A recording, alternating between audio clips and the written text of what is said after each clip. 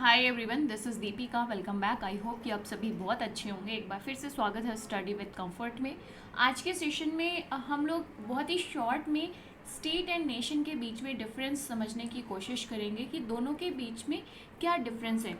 दो की basic difference हम सभी स्टूडेंट्स को पता होता है, बट स्टिल जब एग्जाम्स में लिखने के लिए आता है the difference between a state and nation, तो थोड़ी डिफ़िकल्टी आती है कि हम इसमें और क्या पॉइंट्स लिखें। बेसिक तो हमें भी पता है कि स्टेट क्या है, एक लीगल एंटिटी है, उसमें पॉपुलेशन, टेरिटरी एंड गवर्नमेंट्स होते हैं, और नेशन क्या है, कम्युनिटी होती है। ओके, बट जब एक आंसर लिखने की बारी आती है तो हमें स्टेट एंड नेशन के बीच में पॉइंट्स नहीं मिलते हैं। तो आज के सेशन में मैं आपके answer writing point of view से ही जो स्टेट एंड नेशन के बीच में डिफरेंस है उसे एक्सप्लेन करने की कोशिश करूँगी। तो पहला पॉइंट आप एक्सप्लेन कर सकते हो कि जो स्टेट होता है उसमें 4 एलिमेंट्स एसेंशियल हैं। मतलब ये 4 एलिमेंट्स होंगे तभी आप कहोगे कि हाँ ये पर्टिकुलर क्या है, स्टेट है। ये 4 एलिमेंट्स क्या हैं यहाँ पर? Population, territory, government and sovereignty. These are the 4 basic and essential elements of any state। तभी वो क्या होगा, एक स्टेट कहलाने लायक होगा जब इसमें ये 4 एसेंशियल एलिमेंट्स प्रेजेंट होंगे।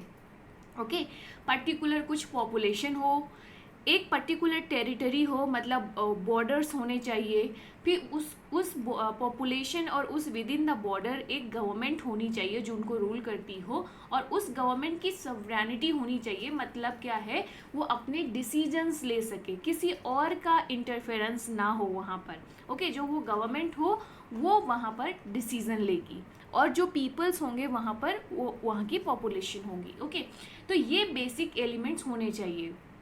ओके, जब नेशन की बात आती है तो नेशन में हम ये 4 एलिमेंट्स हो या ना हो ये हम नहीं देखते हैं।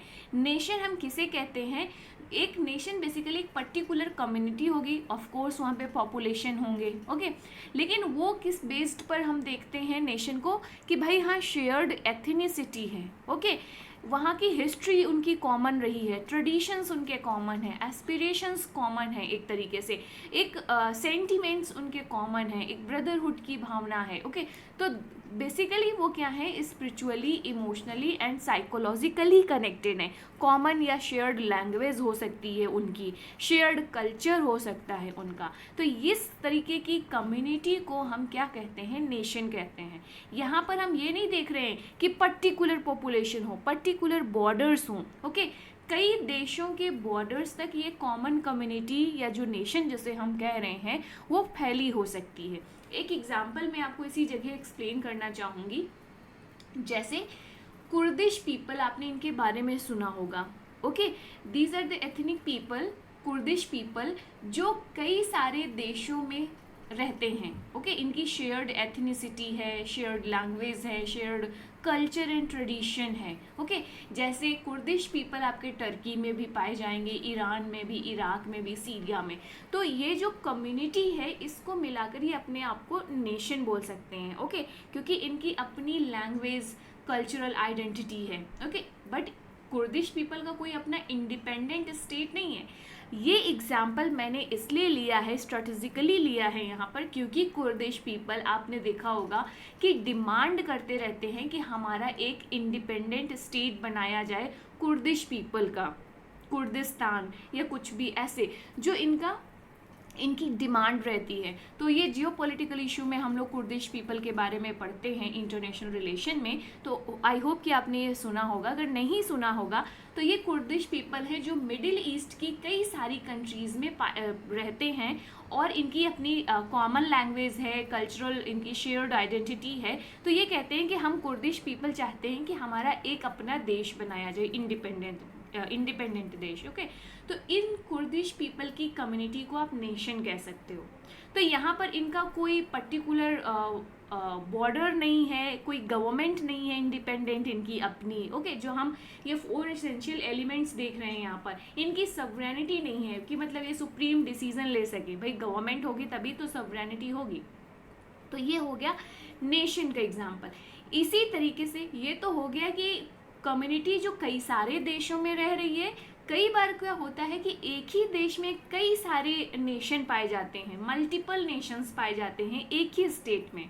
यहाँ पर क्या है, जो एक नेशन है वो मल्टीपल स्टेट में फैला है। दूसरा एग्जाम्पल है मल्टीपल नेशंस एक ही स्टेट में एग्जिस्ट करते हैं, जैसे यूनाइटेड किंगडम एग्जाम्पल है। कई सारी एथनी जो पीपल हैं, राइट, उनकी शेयर्ड कल्चर है, अपना डिफरेंट लैंग्वेजेस हैं, डिफरेंट कल्चर्स हैं, कई तरीके के पीपल्स हैं वो रह रहे हैं, जैसे इंग्लैंड, स्कॉटलैंड, वेल्स।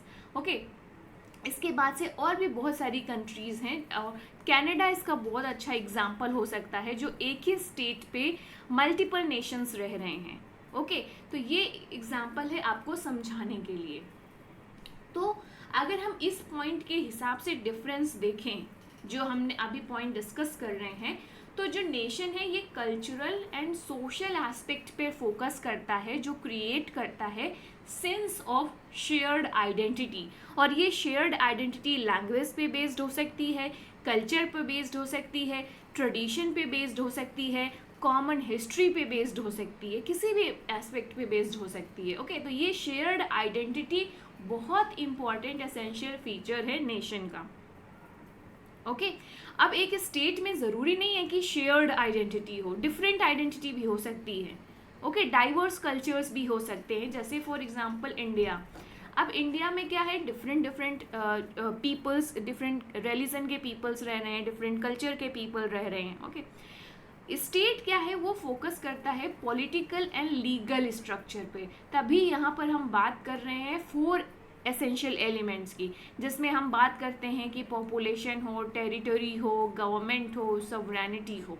तो ये हमारे पॉलिटिकल एंड लीगल स्ट्रक्चर या लीगल एस्पेक्ट को यहाँ पर हाईलाइट करता है स्टेट का। ये बेसिक कैरेक्टरिस्टिक है स्टेट की। Okay, that govern a defined territory.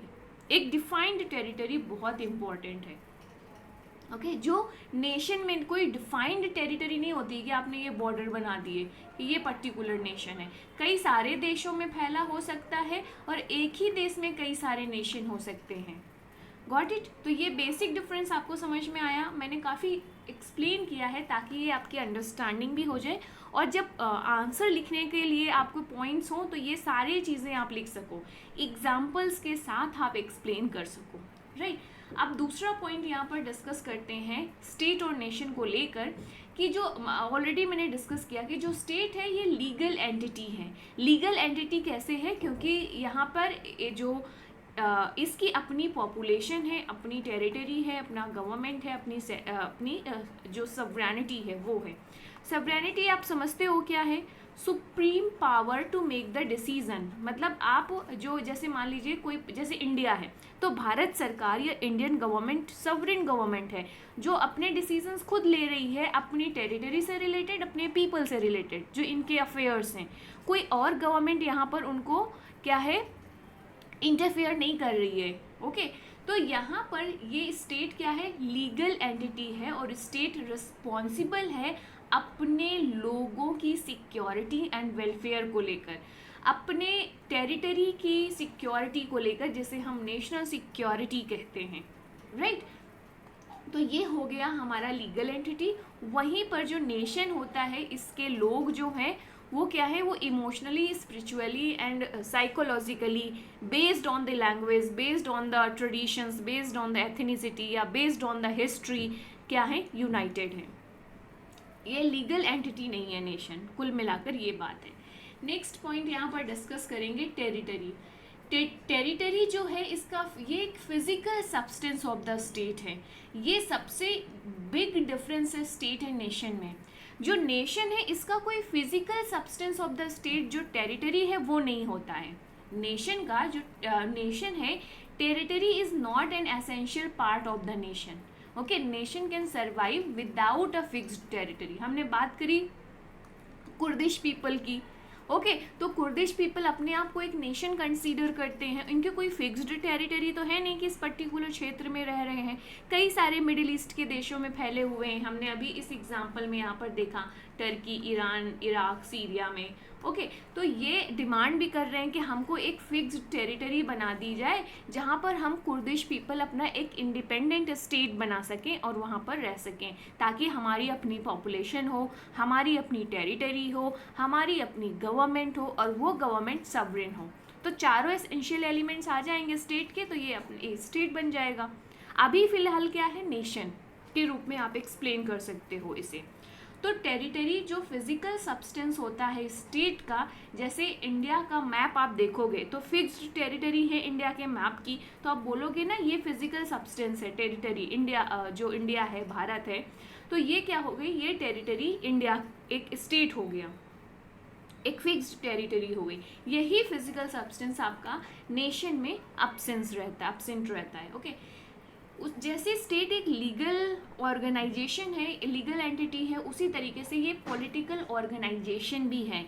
इनकी गवर्नमेंट है, ओके, इनके वोटर्स हैं जो पीपल्स हो गए, इनका एक पॉलिटिकल सिस्टम है, गवर्नमेंट को इलेक्ट करते हैं, चाहे वो इलेक्शन के थ्रू, इलेक्शन के कोई भी तरीके हो सकते हैं, कोई भी टाइप ऑफ इलेक्शन हो सकता है, ओके, या नहीं भी हो सकता है। तो पॉलिटिकल ऑर्गेनाइजेशन है जहाँ पर पॉपुलेशन है, लोग हैं, उनकी गवर्नमेंट है, वो उनको रूल कर रही है, इस तरीके का जुडिशियल सिस्टम है, डिसीजन मेकिंग सिस्टम है, पॉलिटिकल सिस्टम है, जैसे कि मान लीजिए पार्लियामेंट है, लॉ सिस्टम है यहाँ का। तो ये सारी चीज़ें हो गई। जो नेशन है ये कोई पॉलिटिकल ऑर्गेनाइजेशन नहीं है, ये social, cultural, psychological, emotional and political unit है। कि मतलब हाँ, यहाँ पर क्या है, इनके जो नेशन है आपका, सोशल एस्पेक्ट पर आप इन्हें देख सकते हो, कल्चरल एस्पेक्ट पे देख सकते हो, ये कोई पर्टिकुलर ऑर्गेनाइजेशन नहीं है। Got it? पीपल्स यूनाइटेड है, शेयर्ड या कॉमन लैंग्वेज, ट्रेडिशन या कल्चर, कुछ भी हो सकता है, उसके बेसिस पे उनके अंदर एक सेंस ऑफ ब्रदरहुड है, सेंस ऑफ यूनिटी है, based on these aspect, social and cultural aspect या साइकोलॉजिकल एस्पेक्ट। तो ये था आपका difference between state and nation. I hope कि आपको ये जो पॉइंट है डिफरेंस का समझ में आया होगा, और अगर आपको आंसर राइटिंग के लिए आ जाए तो आप इसे लिख पाएंगे। Okay, so this is brief about me guys, and आपसे मेरी हम्बल रिक्वेस्ट है कि आज का ये सेशन अगर आपको पसंद आया होगा, आपको बेनिफिट हो रहा है, तो प्लीज़ सेशन को लाइक करिएगा। अगर आपने चैनल को सब्सक्राइब नहीं किया है अभी तक तो प्लीज़ चैनल को सब्सक्राइब करिएगा। मेरा एक दूसरा चैनल है, आप इसे भी विजिट कर सकते हैं। बाकी आप इंस्टाग्राम पे ज़रूर फॉलो करिएगा मुझे, एंड प्लीज़ शेयर करिएगा अपने फ्रेंड्स के साथ, अपने ग्रुप के साथ, टू सपोर्ट मी, ताकि हम लोग भी ग्रो कर सकें आपके सपोर्ट के साथ। बाकी thank you so much for all the love and support जो आप मुझे ऑलरेडी दे रहे हैं। Thank you so much, and yes, see you in the next video.